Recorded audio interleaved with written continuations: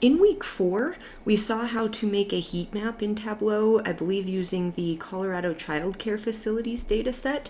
And now I want to show you a different example to remind us how to make a heat map, because it can be a really helpful way to visualize some data if we're looking at something geographical.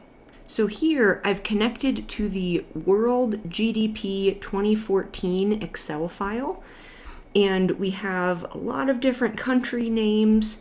And we have the GDP from 2014, so gross domestic product in billions of US dollars, and we have the GDP growth from 2014 as a percentage.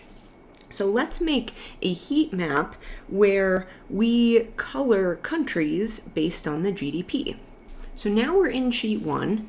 So what I can do is double click on country name, and Tableau knows that I want to look at this map, and so they've moved longitude to columns and latitude to rows, and know that I want to see this as a map.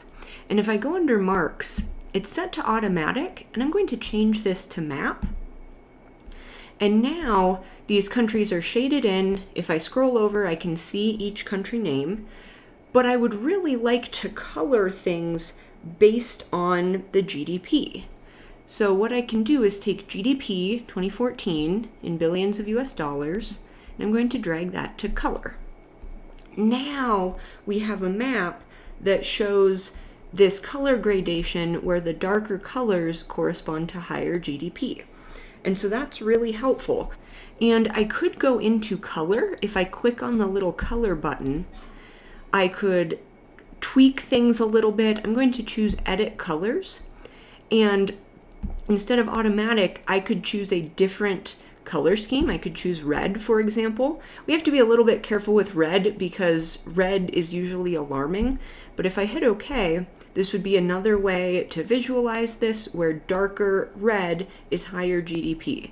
Here, maybe I could choose something other than red, but it would be good to choose some color that is colored darker based on the higher numbers. I probably don't want a diverging color scheme, but something like purple or blue, anything like this where things will be colored darker based on the number is good.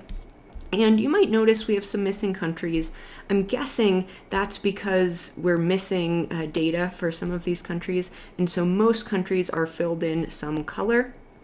If I wanted to filter this, maybe I only want to look at certain countries. What I could do is highlight some of the ones I want to focus on, and I'm going to say keep only. And then it kind of reframes everything, and we're only focused on those countries that I highlighted, and it's kind of resetting the color scheme, the numbers that we're going between, so that we can distinguish some of these that kind of looked all close together in color in the previous image or view that we were looking at.